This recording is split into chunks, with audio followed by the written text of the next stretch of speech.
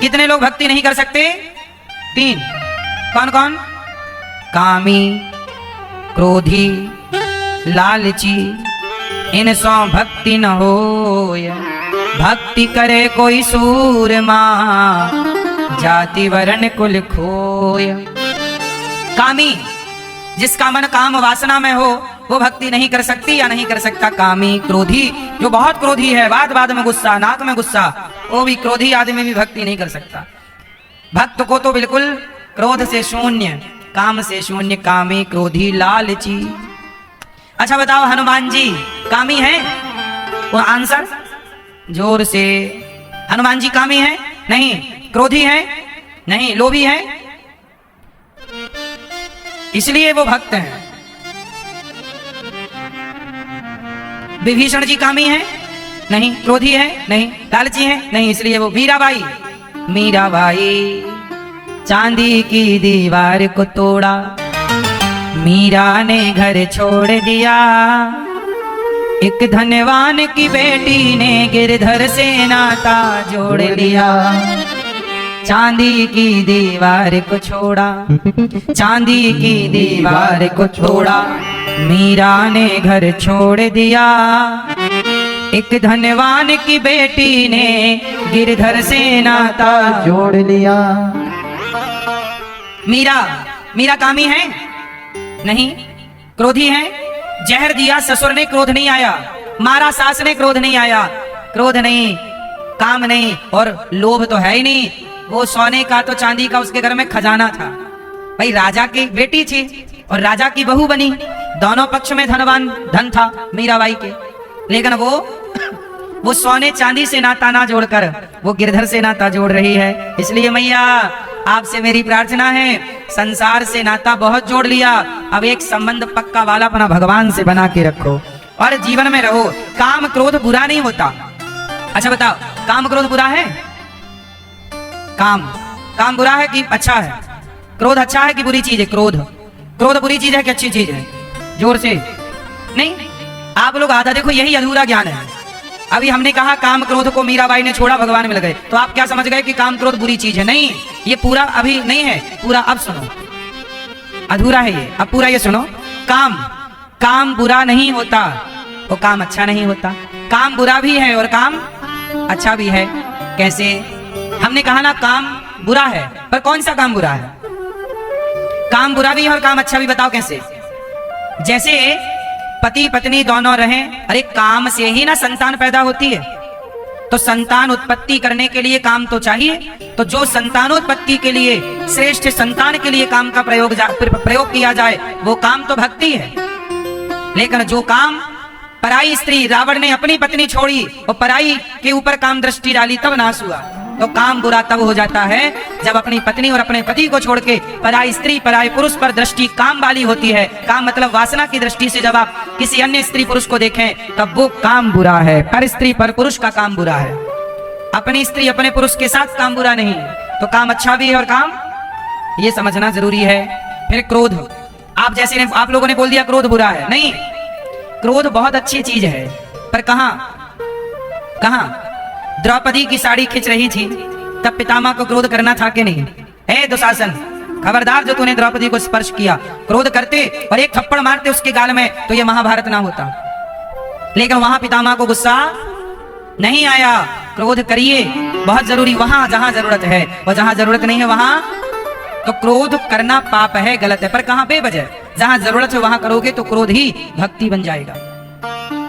सही है गलत है? जटायु के सामने जब सीता का हरण हुआ, जटायु ने क्रोध करके रावण को रोका। रे दुष्ट ठाण के हुई, खड़ा हो जा। क्रोध किया तो जटायु को राम मिल गए क्रोध के कारण। तो काम, क्रोध और लोभ। बता, लोभ अच्छी चीज है बुरी चीज है? लोभ बहुत अच्छी चीज है। कौन सा लोभ हो? बोले कथा सुनने का लोभ होना चाहिए। हमने पिछले महीने भी कथा सुनी, इस महीने भी सुनने का मन है। नाम जपने का लोभ, हमने 11 माला जप लिए, 2 माला और जप लें, बहुत अच्छा हो जाएगा। हमने कल भी सच बोला था, आज भी सच बोलेंगे। लोभ है हमें सच बोलने का। कल भी हमने 4 लोगों को भोजन कराया, आज भी हम 5 लोगों को भोजन कराएंगे। सेवा का लोभ, जप का लोभ, अच्छे काम करने का लोभ। लोभ बहुत अच्छी चीज है, लोभ करो। लेकिन आजकल लोग लोभ गलत वाला करते हैं। पराई औरत का लोभ करेंगे, पराये पुरुष का लोभ करेंगे, पराये धन का लोभ, उसका वाला भी मुझे मिल जाए, उसका खेत भी मेरे नाम हो जाए, उसकी भी प्रॉपर्टी। लोभ ना करना वरना नाश हो जाएगा। कहते ना लोभ ना करना वरना नाश हो जाएगा। लोभ भी दो तरह का होता है, अच्छा और बुरा लोभ, बुरा काम, बुरा क्रोध, और ये तीनों चीजें अच्छी भी। सही है। आपके पास चश्मा कौन सा है? बुरे चश्मे से देखोगे तो हर चीज बुरी है, और अच्छे चश्मे से देखोगे तो हर चीज ईश्वर की बनाई अच्छी है। और देखने की दृष्टि सही है तो सब सही है। बोलो हाँ कि ना। भैया समझ में आया मेरी माँ? इसका मतलब ये हुआ कि हमें अपने आप को ठीक ठीक रखना चाहिए। ईश्वर का खेल है ये जान लो। और माया समझ गए ना? देखो आज कितनी चीजें हमने आपको समझा दी जो बहुत कठिन थी। माया क्या है समझाई? क्या है माया? रिवीजन करो। जो कुछ भी दिख रहा है जो मेरा नहीं है पर मेरा सा लग रहा है, सब कुछ माया। शरीर भी माया, परिवार भी माया, रुपया भी माया, सब माया ही है। पैसे कमाने बुरा, लोग कहते हैं माया माया माया बुरी। अब देखो यहाँ माया के भी दो अर्थ हैं। माया बुरी भी नहीं है और माया अच्छी भी नहीं है। माया यदि पैसा आपने कमाया और सही जगह खर्च किया तो माया वो पैसा वो कमाई सब सार्थक है। वो गलत जगह कर गए तो वो गलत हो गई। इसलिए जो कुछ है सब माया है, और ईश्वर का खेल जो हो रहा है इसकी मर्जी है। अच्छा ये बताओ, आप वृंदावन आए अपनी मर्जी से कि भगवान की मर्जी से? फिर भैया भागवत सुनने आए किसकी मर्जी से? जोर से। आप कितने भी अपनी मर्जी कर लो, आपकी मर्जी से कुछ ना होगा। आप में से बहुतों की मर्जी भी नहीं थी कि आऊं, लेकिन आपको बिहारी जी ने बुलाया तो बिना मर्जी के भी आना पड़ा। चलो आओ। आपकी मर्जी से कुछ नहीं होता। मर्जी ना हो तो भी आना पड़ेगा, और मर्जी है तो भी नहीं आ पाओगे जब तक बिहारी जी। तो ये बताओ कि फिर किसकी मर्जी से ये भागवत चल रही है? तो फिर ये खेल किसकी मर्जी से है? मैं कुछ बोल रहा हूं किसकी मर्जी से? फिर सब कुछ ईश्वर की मर्जी। भगवान चाह रहे हैं ये सब कुछ हो रहा। इसलिए हर हाल में प्रसन्न रहकर ईश्वर की तरफ देखते रहो।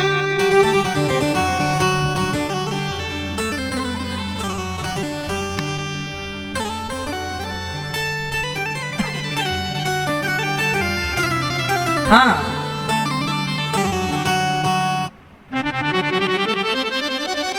तो कहने के लिए तो लोग कहते हैं ये खेल नसीबों का है ना?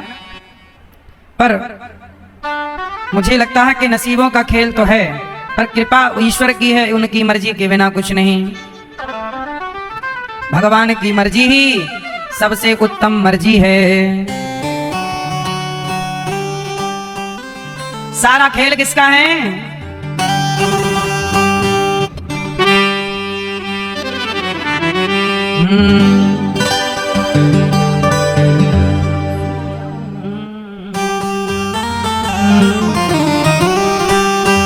मेरा जी करता है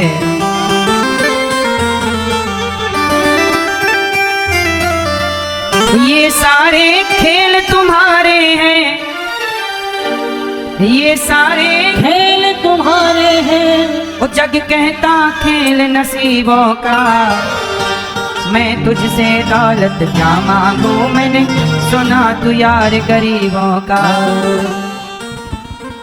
मैं तुझसे दौलत क्या मांगू, मैंने सुना तू यार गरीबों का। दोनों हाथ उठा लो।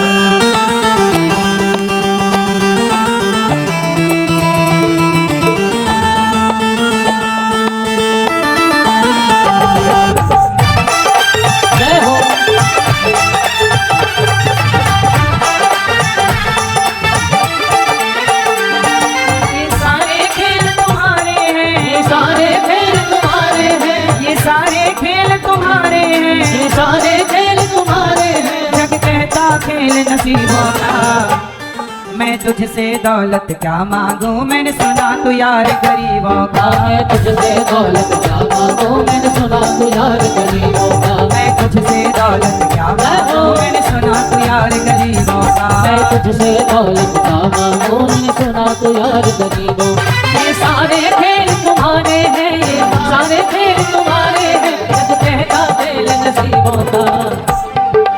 तुझसे दौलत क्या मांगू, मैंने सुना तू यार गरीबों का। मैं तुझसे दौलत क्या मांगू, मैंने सुना तू यार गरीबों का।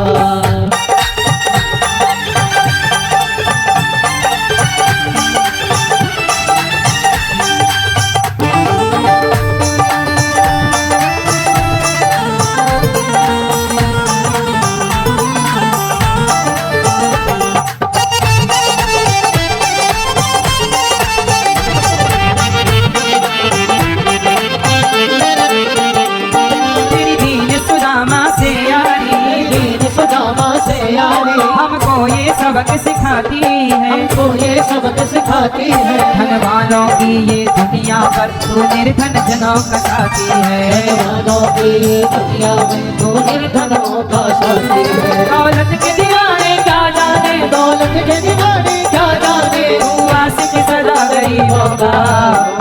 मैं तुझसे दौलत का मांगू, मैंने सुना तू यार गरीबों का। मैं तुझसे दौलत का मांगू, मैंने सुना तू यार गरीबों का। ये सारे खेल तुम्हारे हैं, ये सारे खेल तुम्हारे हैं, जग कहता खेल नसीबों का।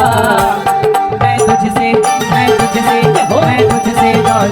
मांगू, मैंने सुना तू यार गरीबों का। मैं तुझसे दौलत का मांगू, मैंने सुना तू यार गरीबों का।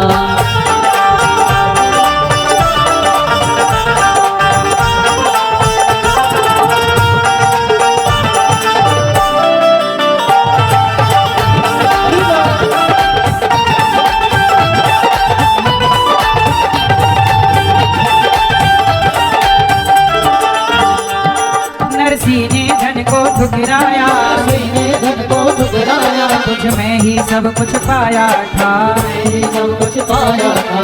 कदम कदम पर कन्हैया तूने बेटे का धर्म निभाया था। बेटे का धर्म निभाया था।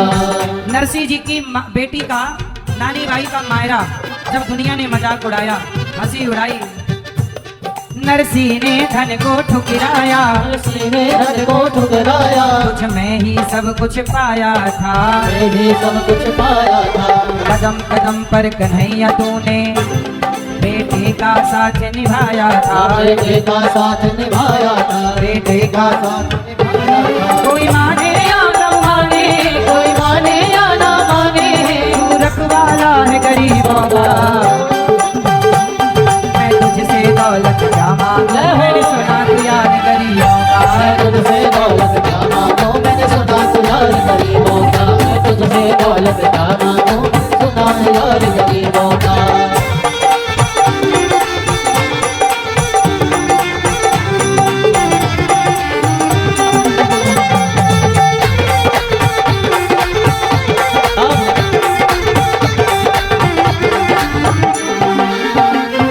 ना महलों की चाहत प्रभु जी, ना सिंहों का अभिमान है अभी। ना महलों की चाहत है प्रभु, ना सिक्कों का अभिमान है बस। तेरे नाम की दौलत बस मेरी, पहचान है कान्हा मेरी, अब पहचान है। जो खाली झोली भर जाए, खाली झोली भर जाए, जो खाली झोली भर जाए, वो खाली झोली भर जाए, वो करुणा तेरी होगी। मैं तुझसे दौलत का मांगू, मैंने सुना तू यार गरीबों का। मैं तुझसे दौलत का मांगू, मैंने सुना तू यार गरीबों का। ये सारे खेल तुम्हारे हैं, ये सारे खेल तुम्हारे हैं, ये सारे खेल तुम्हारे हैं। जग कहता खेल नसीबों का। मैं तुझसे दौलत का मांगू, मैंने सुना तू यार गरीबों का। मैं तुझसे दौलत का मांगू, मैंने सुना तू यार गरीबों का। मैं तुझसे दौलत का मांगू, मैंने सुना तू यार गरीबों का। मैं तुझसे दौलत का मांगू, मैंने सुना तू यार गरीबों का। मैं तुझसे यार गरीबों का, मैंने सुना तू यार गरीबों का। मैंने सुना तू यार गरीबों का। ये सारे खेल तुम्हारे हैं, ये सारा खेल, ये सारे खेल तुम्हारे हैं, और जग कहता खेल नसीबों का। लोग कहते हैं नसीबों का है, पर सच्चाई ये नहीं कि नसीबों का है। ये सब खेल, ये सारे खेल तुम्हारे हैं। जग कहता खेल नसीबों का। मैं तुझसे दौलत क्या मांगू, मैंने सुना तू यार गरीबों का। मैं तुझसे दौलत क्या मांगू, मैंने सुना तू यार गरीबों का। मैंने सुना तू यार गरीबों का है, अर्थात सुदामा। सुदामा कौन से धनवान थे, लेकिन सुदामा को भी प्रभु ने पहचाना। जब सुदामा जैसों को भी प्रभु पहचानते हैं तो हमें क्यों ना पहचानेंगे। हम सुदामा की तरह उनके आश्रित तो बने। सुदामा जैसी गरीबी कहीं नहीं है, पर सुदामा जैसी भक्ति भी तो कहीं नहीं है, समर्पण भी तो कहीं नहीं है, प्रेम भी तो कहीं नहीं है। सुदामा को गरीबी के कारण प्रभु नहीं मिले, प्रेम के कारण मिले। समर्पण के कारण मिले, भक्ति के कारण मिले। वो सुदामा दुखी नहीं है, सुदामा दुखी हैं। आप लोग कहते हैं हम बड़े भक्त हैं, पर बड़े दुखी हैं महाराज, बड़े परेशान हैं। जो परेशान है वो भक्त नहीं है। इसलिए भक्त को किसी भी परिस्थिति में परेशान नहीं होना चाहिए, हर हाल में प्रसन्न, यही भक्त का लक्षण है। किस किस को मेरी बात समझ में आई? क्या समझ में आया कि हर परिस्थिति निर्मित कौन कर रहा है? राम वनवास गए, क्यों गए? क्योंकि दशरथ जी ने कहा। अच्छा, दशरथ जी को किसने कहा? कैकई ने। कैकई को किसने कहा? मंथरा ने। अच्छा, मंथरा ने क्यों कहा? सुनो, जब राम राजा बनने लग गए तो देवता घबराए। राम राजा बनने लग गए तो कौन घबराया? आप लोग ना वास्तविकता नहीं जानते। राम के वनवास जाने में कारण कौन था ये बताओ। मूल, राम के वनवास का मूल कारण क्या था? कौन जिम्मेदार है? जिम्मेदार का नाम बताओ। कौन जिसके कारण राम वनवास? कारण बोलो, किसके कारण राम वनवास गए? जोर से, मुझे सुनाई नहीं पड़ रहा। किसके कारण वनवास गए राम? जोर से। लंकिनी? कौन? लंकिनी कहां घुस गई बीच में? है कैकई। देखो कौन? रावण। आप कौन? सुनो, अब आप लोग क्या कह रहे हैं? कैकई, मंथरा, रावण, ठीक है, आप लोग अपनी समझ से सही कह रहे हैं, पर ये कोई भी कारण सही नहीं है। आओ अब मैं सही व्यक्ति को लाके खड़ा करता हूं आपके सामने, जो राम के वनवास का कारण है। और ना कारण कैकई है ना मंथरा है, खेल कुछ और है। मैं वही तो खेल समझाना चाह रहा हूं।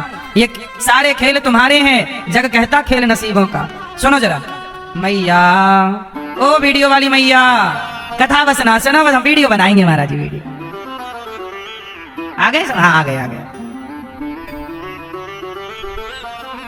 सुन लो मेरी माँ, वीडियो काम ना आएगी, कथा का ज्ञान काम आएगा। सुनो, राम वनवास गए, दशरथ जी ने कहा वनवास जाओ। दशरथ जी को किसने कहा? कैकई। कैकई को किसने कहा? मंथरा।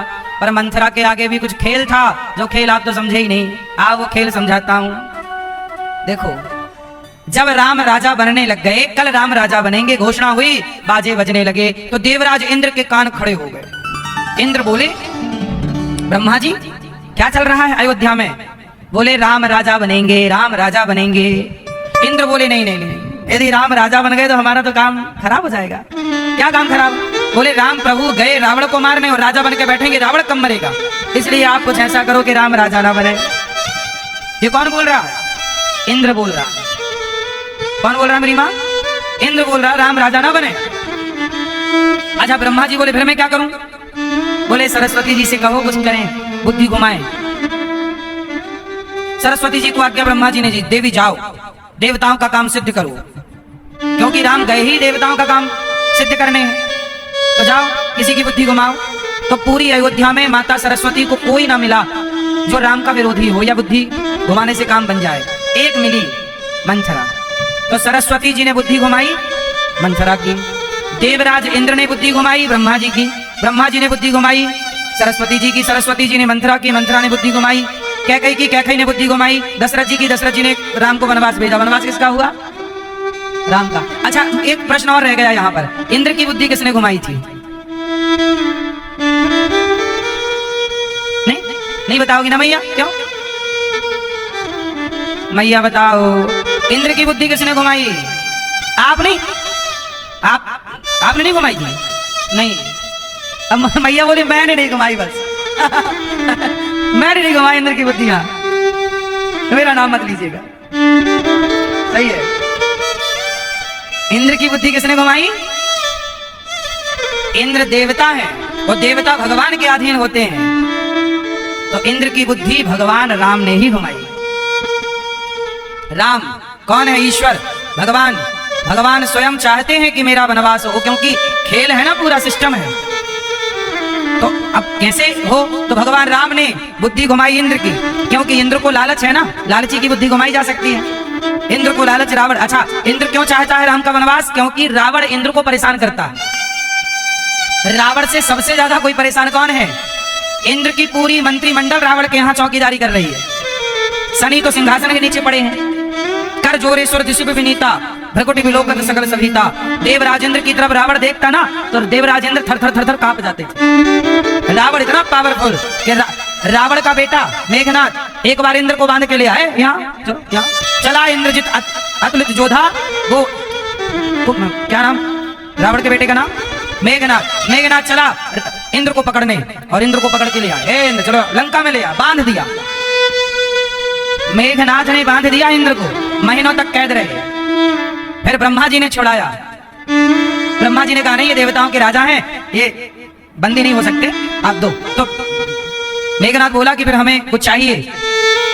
तब ब्रह्मा जी ने बिना तपस्या, ब्रह्मास्त्र जो होता है ना उसके लिए तपस्या करनी पड़ती है, लेकिन एक रावण का बेटा मेघनाथ ऐसा है जो बिना तपस्या के आ गया, इंद्र को बंदी बना लिया, किडनैप कर लिया और छुड़वाने के लिए लाओ ब्रह्मास्त्र लाओ, ब्रह्मास्त्र दोगे तब छोड़ूंगा। ब्रह्मा जी ने ब्रह्मास्त्र दिया। ये वही ब्रह्मास्त्र है जिससे शक्ति मारा ना शक्तिबाण लक्ष्मण जी को और हनुमान जी को बांधा। ब्रह्मास्त्र ते साधा कपि मन कीने विचार, जो न ब्रह्म सरमाने हो महिमा मिटे अपार।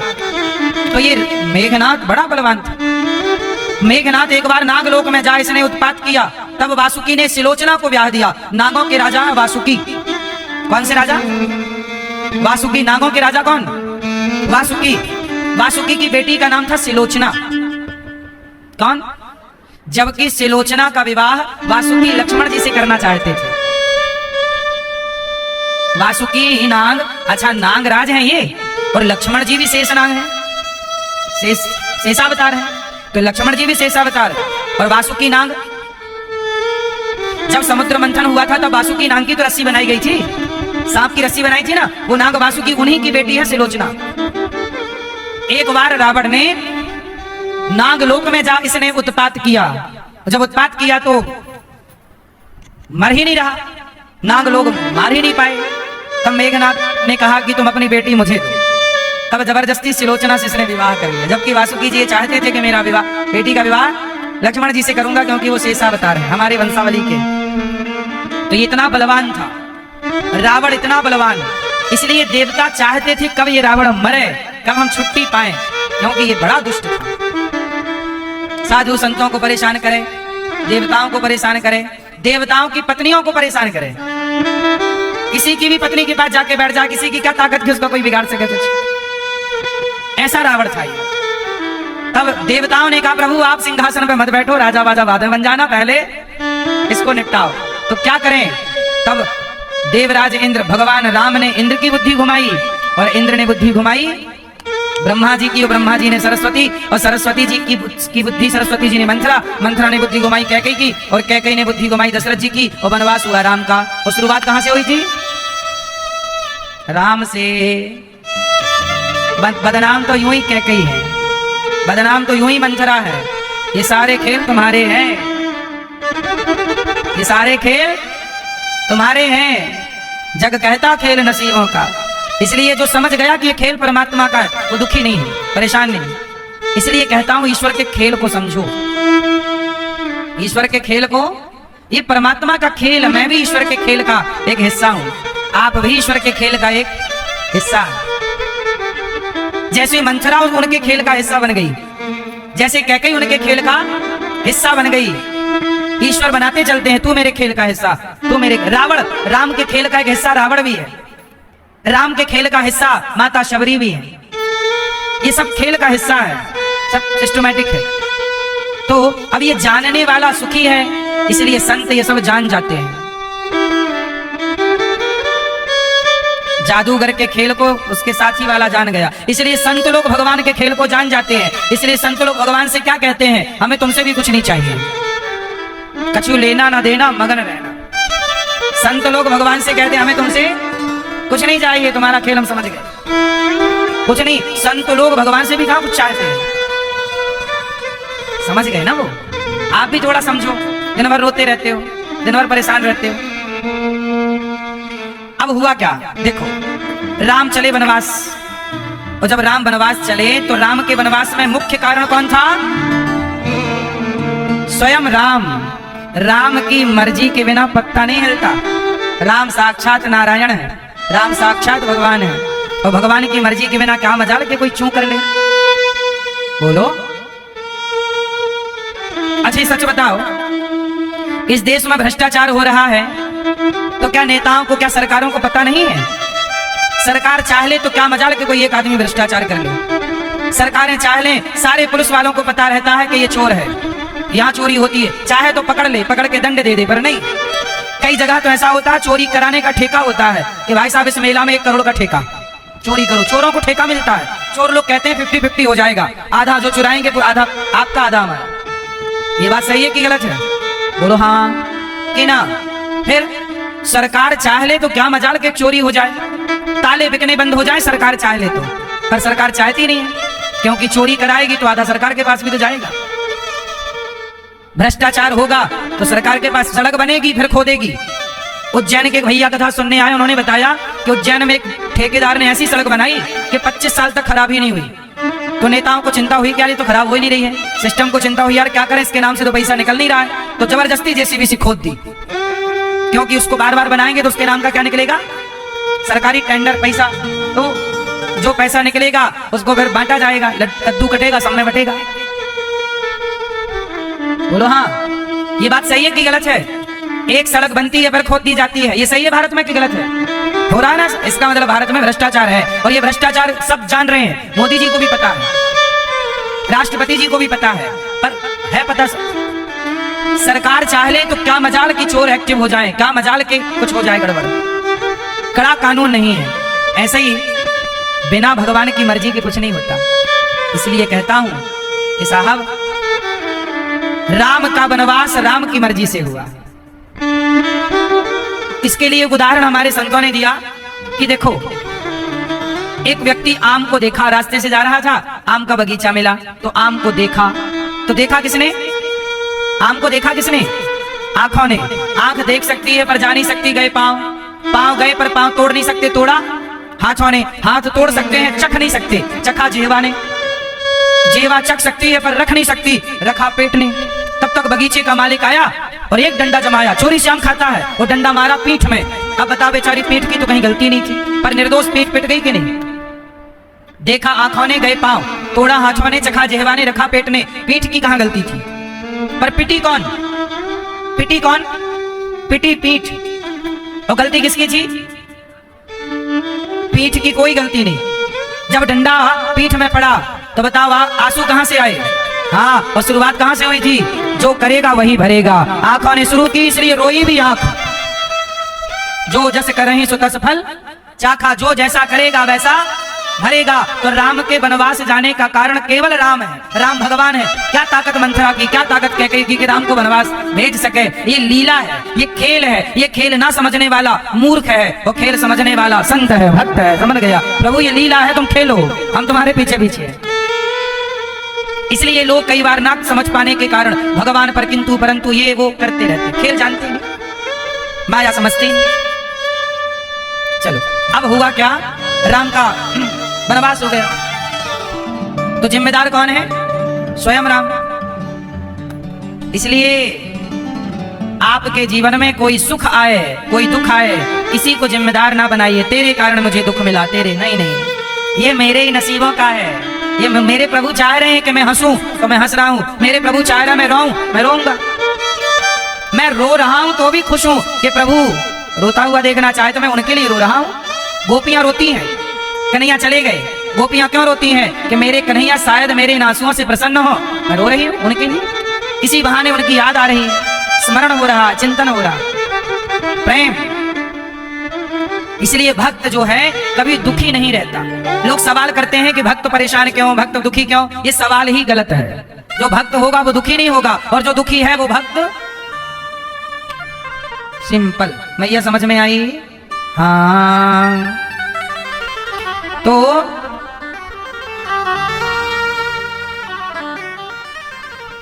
भगवान अब यम प्रव्रजंत मनुपेतमपेत कृत्यम द्वैपायनो विरह का तराजुहाव पुत्रेति तन्मयतया तरवोभिनेदुस् तम सर्वभूत हृदयम मुनिमानतोस्मि। सुखदेव जी प्रकट हुए, चल पड़े।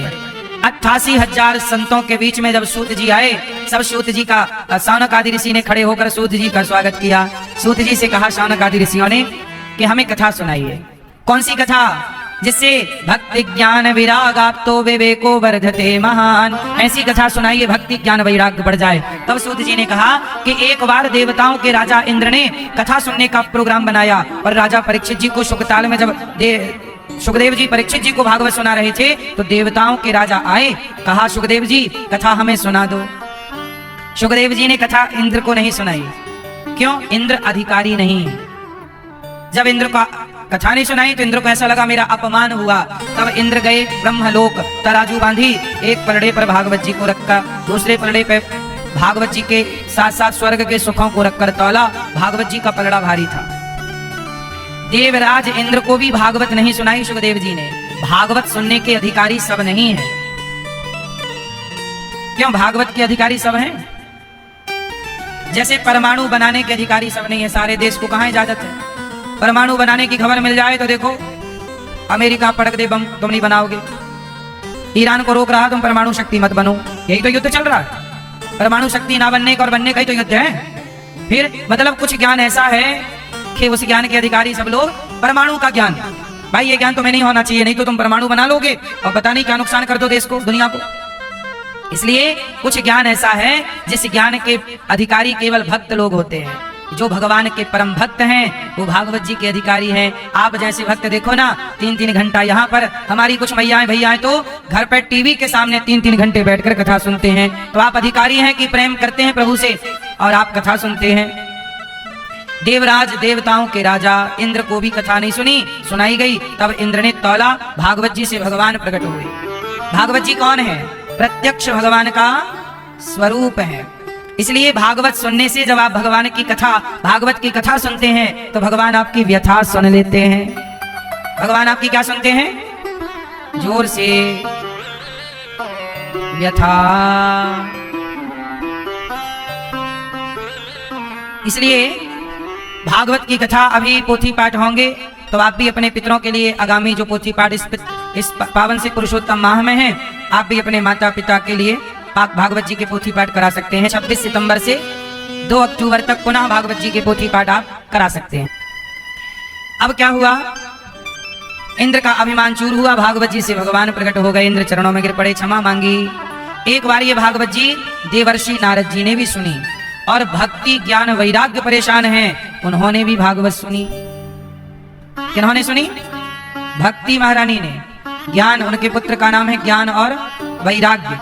सोचिए भक्ति भी भागवत सुनती है और फिर उनका दुख दूर हुआ। भागवत नारद जी ने सनकादियों से सुनवाई। भागवत सुनी सदा सेव्या श्रीमद् भागवती कथा यस्या श्रवण मात्रेण हरिश्चित्तम समाश्रये। भागवत कब सुननी चाहिए? सदा। कितनी बार भागवत सुने? बार बार। राम राम रटते रहो जब तक घट में प्राण, कभी तो दीन दयाल के भनक पड़ेगी कान। जपते रहो, भागवत सुनते रहो। बार बार भागवत सुनने से क्या होगा? चित्त की शुद्धि होगी। एक सज्जन बोले कि गुरुजी हमें तो कुछ समझ आता नहीं, हम भागवत कैसे सुने? तब गुरुजी ने कहा ऐसा करो, ये टोकनी लो, गंगा जल भर के लाओ जाओ। टोकनी में बांस की नहीं बनती वो टोकनी, और उसमें गंगा जल। अच्छा वो कोयला वाली थी, उसमें से उठा के उस कोयला वो भट्टे पे डालते तो वो कोयले से क्या हो गई थी? काली। गुरुजी ने कहा चेले को जाओ जरा टोकनी में पानी भर लाओ गंगा जल। वो गया गंगा जी में डाला, काय को पानी भरे? टोकनी में कोई पानी भरेगा? 10-20 बार डाला, 50 बार पानी ना भरा। गुरुजी के पास आया, गुरुजी खाली पानी नहीं भरा। गुरुजी बोले पानी भले नहीं भरा पर देखो टोकनी बदल गई कि नहीं?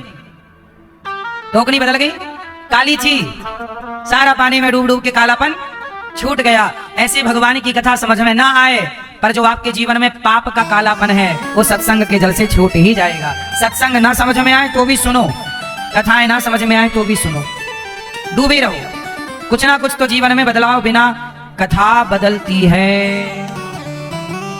अब भक्ति महारानी बोली महाराज मेरा तो दुख दूर हो गया, भागवत सुनकर मैं कहाँ बैठूं? बोले जाओ भक्तों के हृदय में जाकर बैठ जाओ। नारद जी ने सनकादियों से कहा हरिद्वार में कि गुरुदेव कोई पापी व्यक्ति भागवत सुने, पुण्यात्मा सुने, तर जाए, बात सही है। क्या जीवन भर का पापी भागवत से तरेगा? बोले हाँ। ये मानवः पाप कृतस्तु सर्वदा सदा दुराचारे रता विमार्गिकाः क्रोधाग्नि दग्धः कुटिलाश्च कामिनः सप्ताह यज्ञेन कलौ पुनन्ति ते। कितना भी बड़ा पापी हो भागवत से तर जाएगा। कोई पापी तरा तो एक कथा सुना दी। तुंगभद्रा नदी के किनारे के गांव था। उस गांव में एक पंडित जी रहते थे। पंडित जी का नाम आत्मदेव था। उनकी पत्नी का नाम धुंधली था। क्या नाम था? धुंधली नाम। अच्छा, आत्मदेव जी के यहाँ सब कुछ था, पुत्र नहीं था।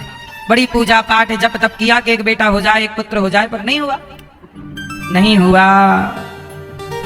जो नहीं होना होता वो नहीं होता, जो होना। इसलिए कहता हूं सब खेल ईश्वर का। नहीं हुआ ये भी खेल उसी का है, और हुआ ये भी। इसलिए परमात्मा दे दें तो खुश रहो और ना दे दें तो भी खुश, क्योंकि ये सब दोनों खेल तू नहीं देना चाहता मत दे, देना चाहता दे दे। प्रभु हम तो आपके हैं, हम ही आपके हैं प्रभु। अब जो आप देना चाहो ठीक है, नहीं दे मर्जी आपकी। भाई संसार आपका है, आप देना चाहो दो, नहीं तो कोई बात नहीं। अब लो, आत्मदेव जी के कोई पुत्र नहीं हुआ। आत्मदेव जी बड़े परेशान। पड़ोसी ताने मारने लग गए, तेरा बेटा नहीं है, बेटा नहीं है, बेटा। कई लोग ताने मारते हैं, बेटा नहीं है, बेटा। हम कहते हैं मजाक मजाक में भी ताने वाने मत मारा करो। किसी के बेटा नहीं है तो नहीं है भाई, है तो है। कोई महान व्यक्ति क्या बेटे से महान होता है? लोग कहते हैं एक बेटा हो जाए, काय के लिए? पूछो तुम्हें बेटा क्यों चाहिए? तो बोला महाराज जी हमारा वंश आगे बढ़ेगा। दूसरा तर्क यह है कि हम मर जाएंगे तो हमें आग कौन देगा? तो आग लगाने के लिए, लगवाने के लिए बेटा चाहिए। अरे आग वाग आजकल तो देखो बहुत है लगाने वाले। आप मरो तो आग लगाने वालों की कमी है, ढेर मिल जाएंगे। इसलिए आग वाग की चिंता ना करो। बेटा है, अच्छा है, नहीं है कोई बात नहीं। देखो ना, मीराबाई के बेटा था कि नहीं? आप रोती हो बेटा हो जाए, मीराबाई रोती हैं प्रभु कब मिलोगे? आप रोती हो बेटा कब मिलेगा? दोनों के रोने में अंतर है। आप जगत के लिए रो रही हो, मीराबाई जगन्नाथ के लिए रो रही है। इसलिए कहता हूं रोना ही है तो बेटे के लिए क्यों? बेटा तो बहुत छोटी सी चीज है, भगवान के लिए रो। लोग कहते हैं बेटा नहीं होगा तो हमारा कल्याण कैसे होगा? अरे बेटे से कल्याण नहीं होता। बेटे से कल्याण होना होता तो जिसके 4-6 बेटे हैं उसका हो जाएगा कल्याण बेटे से। कर्मों का फल भोगना पड़ता है। इसलिए बेटा हो जाए अच्छी बात है, पर ज्यादा टेंशन लेने का नहीं। नहीं दे रहे हैं ईश्वर तो कुछ सोच कर ही नहीं दे रहे हैं। आपसे अच्छा भगवान सोचते हैं, आपके लिए आपसे बेहतर भगवान करते हैं। इसलिए जीवन में जो मिल जाए उसमें प्रसन्न रहो, जो ना मिले उसके लिए परेशान होने की जरूरत नहीं है। आत्मदेव जी को बेटा नहीं मिला, पर आत्मदेव जी जंगल चले गए। एक संत जी से कहने लगे बेटा दे दो। संत जी बोले तेरे भाग्य में तो मैं देख रहा हूं 7 जन्म तक पुत्र नहीं है। तेरे भाग्य की रेखा कह रही है कि तेरे कोई बेटा नहीं है। आत्मदेव जी रोए, महाराज ऐसा ना कहो, 1 जन्म तो कट नहीं रहा है, आपने 7 जन्म की बात कह दी। आप तो संत हो, आप मुझे पुत्र दे सकते हो, एक बेटा तो दे दो। संत जी ने कहा ठीक है, तू जिद करता है तो मैं तुझे पुत्र देता हूँ। एक फल लिया, अभिमंत्रित किया, दे दिया, बोले ये पत्नी को खिलाना, पुत्र जरूर होगा। अब पंडित जी खुशी से घर गए, पत्नी को दिया, लो फल खाओ, बेटा होगा। पत्नी धुंधली थोड़ा उल्टे स्वभाव की थी, उसे लगा फल खाने से थोड़ी बच्चा होता है। उसने फल खिला दिया गैया को, और गाय हो गई गर्भवती समय पर। गाय को एक बच्चा हुआ, कान गाय की तरह, शरीर मनुष्य का, नाम पड़ा गौकर्ण। और धुंधली की बहन का बेटा हुआ तो पैसों से खरीद लिया, पैसा बहन को दे दिया, पुत्र खरीदा। कहा मैं धुंधली तो मेरे पुत्र का नाम धुंधकारी। धुंधकारी और गौकर्ण दोनों साथ में रहते, खाते खेलते, पर दोनों के संस्कार अलग अलग। जब धुंधकारी बड़ा हुआ तो बड़ा दुष्ट निकला, उसने अपने बाप को मारा। आत्मदेव जी पिट रहे हैं भगवान की तरफ, हे भगवान ऐसा बेटा क्यों दे दिया, मार रहा है। तब फिर गौकर्ण जी आए, संत जी आए। संत जी ने कहा क्यों रो रहा है? गौकर्ण जी ने कहा पिताजी क्यों रो रहे हो? बोले बेटे ने मारा। गौकर्ण जी ने कहा कि एक संत जी ने रोका था कि बेटा मत चाहो। ईश्वर नहीं देना चाहते तो तुम जबरदस्ती करोगे तो मिल तो जाएगा, परंतु देखो जो तुम्हारा ईश्वर नहीं देते तो ईश्वर ने तुम्हें बेटा इसलिए नहीं दिया था क्योंकि तुम्हारे भाग्य में बेटे से बहुत कष्ट मिलना था। यदि हो जाता तुम्हें बहुत सताता, इसलिए नहीं दिया, पर तुमने जिद करके ले लिया। अब वो डंडे से मार रहा है। इतने दुखी तो आप पहले नहीं थे, जब बेटा नहीं था तब आप इतने परेशान नहीं थे, अब ज्यादा परेशान हो। इसलिए ईश्वर जो दे दें रख लो, ना दे तो कोई जिद ना करो। ईश्वर नहीं देते कोई चीज तो सोच समझ कर नहीं दिया, आपके लिए वो चीज सही थी नहीं दी। बोलो हाँ। इसलिए सब खेल ईश्वर का है। आत्मदेव जी को गौकर्ण जी कह रहे हैं, बेटा गौकर गाय वाला बेटा, वो समझा रहा, पिताजी मत रोइए, ये तुम्हारा बेटा तुम्हें मार रहा है। गौकर्ण जी बोले क्यों? आत्मदेव जी बोले मेरा बेटा, जिस बेटे के लिए मैं मंदिर मंदिर डोला, बड़े बड़े साधु संतों के पांव पकड़े, आज वही बेटा मुझे मार रहा है। गौकर्ण जी ने कहा कि आपका बेटा आपको नहीं मार रहा है, आपका बेटे के लिए जो मोह है, आसक्ति है, वही आपको इतना सता रही है। ये आसक्ति हटा दो। कौन आपका बेटा है? गौकर्ण जी ने कहा देहे स्थिमान से रुधिरे विमतिम त्यजत्वम जाया सुतादिषु सदा ममतां विमुञ्च पश्यानिशं जगदिदं क्षणभङ्गनिष्ठं वैराग्य राग रसिको भवभक्तिनिष्ठः। गौकर्ण जी ने पिताजी को कहा, पिताजी आप कहते हो मेरा बेटा मेरा बेटा मेरा बेटा, मेरी पत्नी मेरा। अरे भाई, पत्नी और बेटा की तो छोड़ दो, सच्चाई ये है कि देखो इस संसार में ये शरीर जो अपना है, ये शरीर अपना है, शरीर आपका है। अभी तो आप कह रहे हैं ये शरीर क्या है? ये शरीर परमात्मा ने किराए का दे रखा है आपको। किराए के शरीर में कुछ दिन के लिए आप हैं, फिर ये शरीर यहीं छोड़कर आप एक दिन चले जाएंगे, हम भी चले जाएंगे। ये शरीर यहीं पड़ा रह जाए, लोग इस शरीर को उठाएंगे, जला देंगे चिता पर। सही है? इस शरीर में हम रहते हैं तो हम अलग हैं, और ये शरीर, बोलो, ये शरीर अलग है। ये शरीर हमें ईश्वर ने एक डिवाइस के रूप में दी है, क्योंकि सारी चीजें इसमें एक्टिवेट होती हैं। देखने के लिए शरीर चाहिए, सुनने के लिए शरीर चाहिए, सुनने चलने के लिए शरीर, तो शरीर में पूरे फंक्शन हैं। जैसे मोबाइल, फोटो लेना है तो मोबाइल चाहिए, बात करना है तो मोबाइल चाहिए, बोलो हाँ। ऐसे शरीर भी एक तरह का मोबाइल है। मोबाइल भी देखता है, मोबाइल भी देखता है कि नहीं? देख रहा है कैमरा, मोबाइल भी सुन रहा है, बोलो हाँ।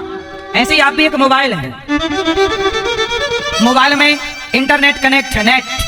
ऐसे नेट की तरह आत्मा है, मोबाइल पे इंटरनेट नेट है तो सब फंक्शन एक्टिव होंगे, और नेट चला जाए तो कोई भी फंक्शन एक्टिव।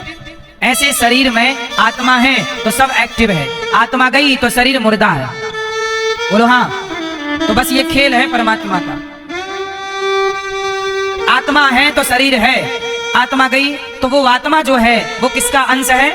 भगवान का। इसलिए आपके अंदर वह आत्मा के रूप में ईश्वर है। ये शरीर किराए का है, ये शरीर आपका नहीं है। ये आंख आपकी है, कान आपका होगा, क्या आपका है? तो फिर आप तो यही कहते हो मेरा मेरा मेरा। यही अज्ञान है, जो आपका है नहीं पर आप अपना सा मान रहे, यही तो माया है। घूम फिर के बात वही आएगी, यही अज्ञान है। इसी अज्ञान से पार जाने के लिए कथा सुनी जाती है। ये अज्ञान मिट जाए तो कल्याण ना हो जाए मेरी माँ। इसलिए कहता हूँ भगवान करे आपके बेटा खूब हो, 10-20 बेटा हो आपके, लेकिन ना हो तो रोइएगा मत। आत्मदेव जी को बेटे ने मारा, जब बेटे ने मारा तो आत्मदेव जी घर से निकल आए। आजकल होते हैं धुंधकारी जैसे बेटे। आज गौरी गोपाल आश्रम में यदि 315 माताएं रह रही हैं तो ये माएं क्यों रह रही हैं? क्योंकि बेटा उसी रास्ते पे चल पड़ा, धुंधकारी वाले, माँ को मार रहा है, पिता को मार रहा है, तो कहाँ जाए माँ? इसलिए आप लोग अपने सास को तंग तो नहीं करती हो मेरी माँ? सास की सेवा किया करो, सास को माँ की तरह रखा करो। तो सास तो नहीं तंग करती है? तंग करती है, डेंजर है।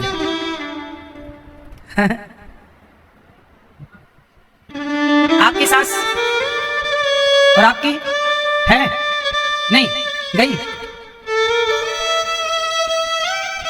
खुशी समा नहीं रही है कि मेरी तो है ही नहीं गई।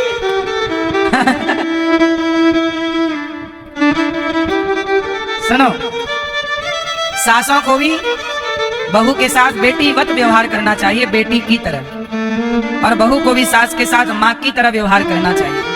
यदि आप सब लोग अपनी सास को माँ की तरह रखो और सास बहू को बेटी की तरह रखे तो घर घर ना रह जाए, स्वर्ग हो जाए। फिर हमें वृद्धाश्रम बनाने की जरूरत ना पड़ेगी। हमें वृद्धाश्रम क्यों बनाना पड़ा? क्योंकि बेटा निकाल देता है। अब आप देख लीजिए ना कि एक माँ बीमार पड़ गई, हॉस्पिटल हम ले गए, फोन लगा के हम सूचना दे रहे हैं कि आपकी माँ की अंतिम सांसें चल रही हैं, आ जाओ, तो बेटा हमारे नंबर को ब्लॉक कर दे रहा है कि आप फोन मत लगाइए। अब इससे बड़ी और क्या बात कहें हम आपसे। जो बेटा अपनी मरती हुई माँ को देखना नहीं चाह रहा है, ऐसी औलाद भी तो संसार में है।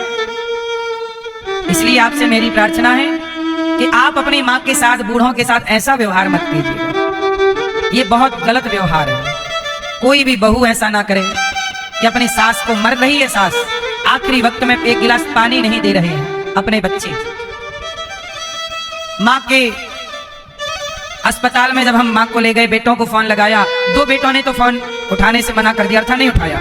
एक बेटे ने फोन उठाया और एक बेटा आया, और आया कुछ घंटे रुका और चला गया। तो हम लोगों ने कहा कि भाई साहब आज की रात आप अपने माँ के साथ यहीं रह लो, क्योंकि जब कोई बीमार पड़ता है हॉस्पिटल में एक आदमी को रहना पड़ता है, कोई अपना हो कोई घर का हो, क्यों भाई, मरीज के साथ कोई तो रहता है कि नहीं। तो बेटा बोला कि मेरे को टाइम नहीं है। सोचिए, माँ के साथ एक रात नहीं गुजारा उस बेटे ने, कि माँ के लिए एक रात, तेरे लिए वही माँ रात रात जाग के तुझे मालिश करती, तेल मालिश, तेरा मलमूत्र धोती। कितनी रातें माएं जागी बच्चों के लिए, पर वो बेटा आया, एक रात नहीं जागा। हमने कहा चलो रात को ना, दिन में आप माँ के पास रहो, माँ को होश आएगा, आपको देखेंगे तो अच्छा लगेगा माँ को कि बेटा आया है। पर बेटा बोला टाइम नहीं है। 2 बेटे तो आने से मना करे, एक बेटा आया और चला गया।